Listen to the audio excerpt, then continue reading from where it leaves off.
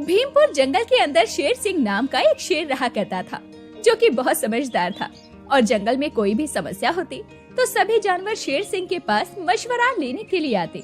एक दिन रिंकी गिलहरी और झिलमिल लोमड़ी शेर सिंह के पास आई और रिंकी गिलहरी बोली, देखिए ना शेर सिंह जी, ये जब देखो मेरे बच्चों के पीछे पड़ी रहती है और उन्हें खाने की फिराक में रहती है।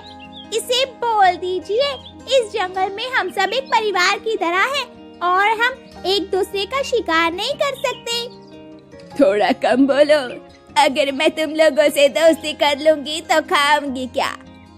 तुम ही लोग तो मेरी खुराक हो। अब मैं तुम लोगों की तरह घास फूस खाकर तो जिंदगी नहीं जी सकती ना।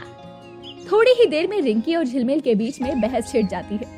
ये सब कुछ देखकर शेर सिंह दहाड़ते हुए बोलता है, बस करो, तुम लोग मेरी सभा में आए हो, कोई तमाशे में नहीं जो आपस में ही बहस किए जा रहे हो। अगर मुझे गुस्सा आ गया तो एक को ब्रेकफास्ट और एक को डिनर बनाकर हजम कर जाऊंगा।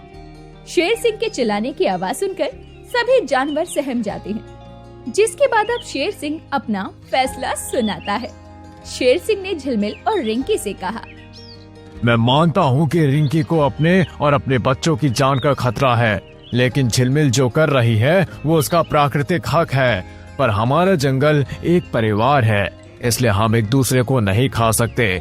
मैं भी दूसरे जंगल के जानवरों का शिकार करता हूँ और यही उम्मीद मैं सबसे करता हूँ। आज के बाद झिलमिल लोमड़ी जंगल की किसी भी जानवर का शिकार नहीं करेगी। अब शेर सिंह ये बोलता है और सब लोग उसके फैसले की तारीफ करते हैं, क्योंकि कोई भी उसके फैसले के आगे कुछ बोलने को तैयार नहीं था। लेकिन झिलमिल लोमड़ी को ये सब कुछ सुनकर चिढ़ मच जाती है और वो अपने मन में कहती है, अगर ये शेर सिंह इस जंगल में ना होता तो इस शेर सिंह की जगह इस जंगल की महारानी मैं होती और इस जंगल का पूरा राजपाट संभालती। इन जानवरों को जब मर्जी मन करता खा जाती। कोई बात नहीं, हर कुत्ते का दिन आता है और मैं तो लोमड़ी हूँ। मेरा दिन भी जल्दी आएगा। अच्छा दिन आएगा, अच्छा दिन आएगा। जिसके बाद अब झिलमिल शेर सिंह के कहे अनुसार जंगल से कुछ दूरी पर अपना शिकार ढूंढने के लिए जाती है। तभी वहाँ उसे शिकारी दिखाई देता है, जिसे देखकर वो डर जाती है। अरे ये क्या है? ये तो शिकारी है। अगर उसने मुझे देख लिया तो मुझे ले जाकर मेरी खाल के पर्स और जूते बना देगा, फिर मुझे किसी जू में भर्ती करवा देगा। मुझे छुपना होगा। अब झिलमिल ये बोलकर छुपने की कोशिश करती है, लेकिन तभी शिकारी उसे देख लेता है। शिकारी के पास झिलमिल लोमड़ी को फंसाने के लिए बहुत सारे उपकरण थे। वो लोमड़ी को पकड़ लेता है और झिलमिल लोमड़ी अपने प्राणों की गुहार लगाते हुए कहती है, साहब मुझे मत मारिए, वैसे भी इंसानों में मेरी ज्यादा मांग नहीं है। अगर आप किसी को अपने साथ ले जाना चाहते हैं तो आप हमारे जंगल के शेर सिंह को ले जाइए। वैसे भी वो बूढ़े हो चले हैं, आप आसानी से उन्हें अपने जाल में फंसा सकते हैं।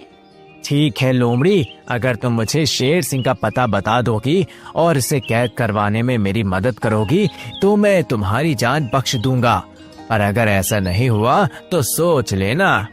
जिसके बाद में झिलमिल अब दुष्ट शिकारी से हाथ मिला लेती है और अपने मन में बोलती है, अब ये शिकारी उस शेर सिंह को पकड़कर जंगल से ले जाएगा और किसी सर्कस में भर्ती कर देगा और इस जंगल पर मैं राज करूंगी। फिर देखती हूँ मुझे सुबह गिलहरी, शाम को बकरी खाने से कौन रोकता है। तो वहीं वो दुष्ट शिकारी अपने मन में बोलता है, एक बार ये झिलमिल लोमड़ी मुझे उस शेर सिंह को हासिल करने में मदद तो कर दे, उसके बाद इस लोमड़ी को भी मैं शेर सिंह के साथ किसी सर्कस के रूम में भर्ती करवा दूंगा, या फिर इसकी खाल का सामान बनाकर मार्केट में बेच दूंगा और बहुत पैसे कमाऊंगा। झिलमिल भी नहीं जानती थी कि आखिर शिकारी के दिमाग में क्या चल रहा है। जिसके बाद अब झिलमिल शेर सिंह के रहने की गुफा शिकारी को दिखा देती है। शिकारी उसकी गुफा से कुछ ही दूरी पर एक बड़ा सा गड्ढा खोद देता है और झिलमिल और शिकारी कोने में छुपकर इंतजार करने लगते हैं। उस गड्ढे के ऊपर एक कपड़ा पड़ा हुआ था ताकि वो गड्ढा किसी को दिखाई ना दे, जो भी वहाँ से गुजरे उस गड्ढे में गिर जाए। अब शिकारी वैसे ही कुछ गड्ढे जंगल में अलग अलग कोनों पर खोद देता है। इसके बारे में झिलमिल लोमड़ी को भी नहीं पता था। एक दिन झिलमिल लोमड़ी रिंकी गिलहरी को जंगल में देखती है और कहती है, आज आज मेरा गिलहरी खाने का बहुत मन कर रहा है। वैसे भी शिकारी कुछ ही दिनों में शेर सिंह को पकड़कर ले जाएगा। अगर मैं इस गिलहरी को खा लूं, तो किसी को क्या ही पता चलेगा। इसके बाद में झिलमिल रिंकी गिलहरी का पीछा करने लगती है और भागते हुए वो शिकारी के खोदे हुए गड्ढे में गिर जाती है। उसके ऊपर कपड़ा पड़ा हुआ था। शिकारी गड्ढे के पास आया और कहने लगा, लगता है वो शेर सिंह इस गड्ढे में गिरकर फंस चुका है। अब उस चाल में लोमड़ी को बुलाता हूँ और उसे भी शेर सिंह के साथ सर्कस में ले जाकर बेच दूंगा। अब शिकारी जैसे ही झिलमिल को ऊपर खींचता है तो शेर सिंह की जगह झिलमिल को देखकर हैरान हो जाता है। झिलमिल उसे देखकर कहती है, अच्छा, तो तुम मेरे साथ धोखा करने वाले थे। तुम शेर सिंह के साथ साथ मुझे भी सर्कस में ले जाने वाले थे। मैंने तुम पर यकीन करके बहुत बड़ी गलती कर दी। तुम बहुत ही दुष्ट हो।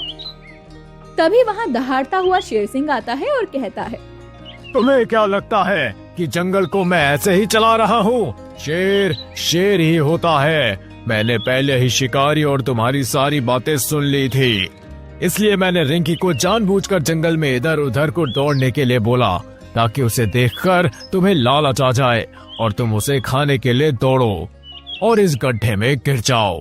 तुम दोनों जितने भी दुष्ट क्यों ना हो, शेर जैसे चतुर नहीं हो सकते। जिसके बाद में झिलमिल को अपनी गलती का एहसास होता है, लेकिन शेर सिंह अब बाकी जानवरों की भलाई के लिए उसे जंगल में रखने को तैयार नहीं था। तो वहीं शिकारी को भी सब जानवर डराकर जंगल से भगा देते हैं। वो दोबारा कभी जंगल में पलटकर नहीं आता। इस तरह चतुर शेर सिंह की वजह से सारे जंगल वासियों को उस दुष्ट शिकारी और झिलमिल से छुटकारा मिलता है।